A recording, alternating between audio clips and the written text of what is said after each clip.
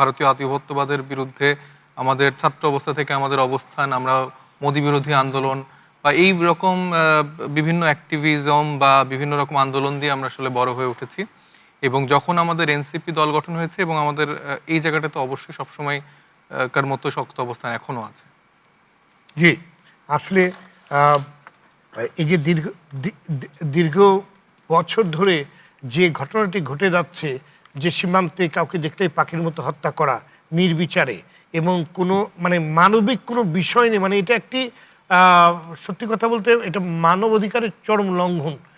কিন্তু এখনো মানে আমরা কোনো ব্যবস্থা নিতে পারছি না এবং এখন এই ঘটনাগুলো চলছে। এখনো এই ঘটনা ঘটছে কিভাবে?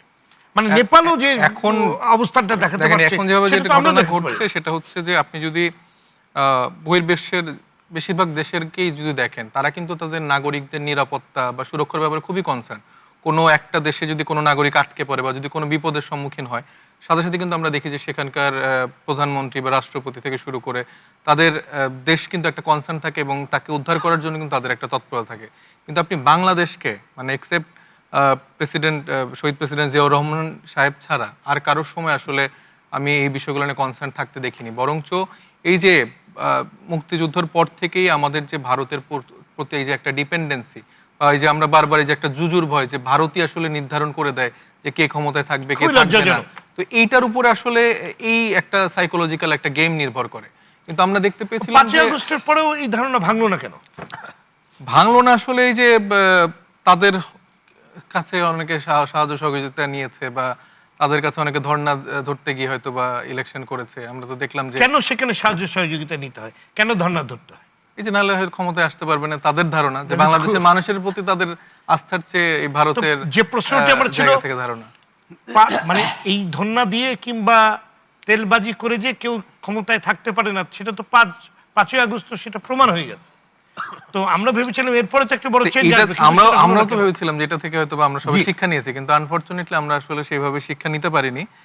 তো এই জায়গাটা আসলে আমাদের একটা বড় ব্যর্থতার জায়গা হয়ে গেছে। সরকারের আমলে সবচেয়ে বেশি সীমান্ত হত্যা হয়েছে। জি, যদি আপনি সেটা কেন সে বন্ধ করতে পারলো না? হ্যাঁ, সেটা তো এটারও কোনো উত্তর কিংবা প্রতিক্রিয়া আমরা দেখিনি। এটার উত্তরের জায়গাটা সে তো ধরেন যে ইলেক্টেড গভর্নমেন্ট না এবং ভারতের একটা প্রতিক্রিয়া বলেছেন তো, অনেক বড় বড় কথাই তো বলেছেন। হ্যাঁ, সেটা তো চেষ্টা করেছে, কিন্তু ভারতের প্রতিক্রিয়ার জায়গায় এটা তো তার একটা বড় সুযোগ ছিল, তার জনপ্রিয়তা প্রয়োজন নাই, সে তো পলিটিক্যাল গভর্নমেন্টও না। ফাংশন তো সে পুরোপুরি করতে পারেনি। আপনি হাসিনাকে দিল্লির কোলের মধ্যে নিয়ে, হাসিনা তো এই জিনিসগুলোকে তো সুযোগ নিয়েছে। আপনাকে ইন্ডিয়া যখন মানে ইন্ডিয়ার যে মূল যে শক্তি তাকে আপনি সরাই দিছেন, তো আপনি ভারত তো সেখানে চুপ করে থাকবেন না। ভারত তো চেষ্টা করছে তার সর্বোচ্চ শক্তি দিয়ে বিভিন্ন রকম অকারেন্স ঘটানোর জন্য, এবং সে সামহাও আমাদের যে পলিটিক্যাল সিনারিও সেখানে বোঝানোর চেষ্টা করছে এই দেখো ইউনিয়ন গভর্নমেন্টের এই সময়টা কিন্তু তোমাদের সর্বোচ্চ কিলিং করা হয়েছে। আমি যতটুকু জানি স্বাধীনতার পর থেকে প্রথম 3 দশকের সঠিক কোনো সংখ্যা নেই, তারপরে হয়তো 2000 সালের থেকে একটা সংখ্যা বিভিন্ন দাতা সংস্থা বা বিভিন্ন যারা জরিপ করে তারা করেছে, সেখানে 2000-এর অধিক সংখ্যায় হচ্ছে যে আমাদের জনগণ মারা গেছে। সেখানে 2001 থেকে 2010-এ সেটা সম্ভবত সর্বোচ্চ বেশি ছিল 1000। এর পরবর্তীতে আমাদের যখন এই নন ল্যাথাল অস্ত্র ব্যবহারের যে চুক্তিটা করা হয় আওয়ামী লীগ সরকারের সময়, সে সময় কিছুটা কমে আসে, সেটা বছরে হয়তো বা 30 থেকে 60 জনের ক্ষেত্রে ছিল। তো এইটা ভারতের সাথে আওয়ামী লীগের একটা আন্ডারস্ট্যান্ডিং জায়গা ছিল। ভারত সবসময় বোঝায় যে আচ্ছা এই আমার গুড ফ্রেন্ড, এর ক্ষেত্রে এরকম একটা সিচুয়েশন, এর ক্ষেত্রে আমি এরকম নীতি গ্রহণ করব। তুমি আমার ভালো ফ্রেন্ড না হইতে পারলে তাহলে এই যে ইউনুসের মতো হবে। এবং এই যে না ডেফিনেটলি আমি সংখ্যাটা বললাম যে 2001 থেকে 10-এর যে সংখ্যাটা, যেটা 1000 আর যেটা 2006 সালে ছিল সর্বোচ্চ 155 জন।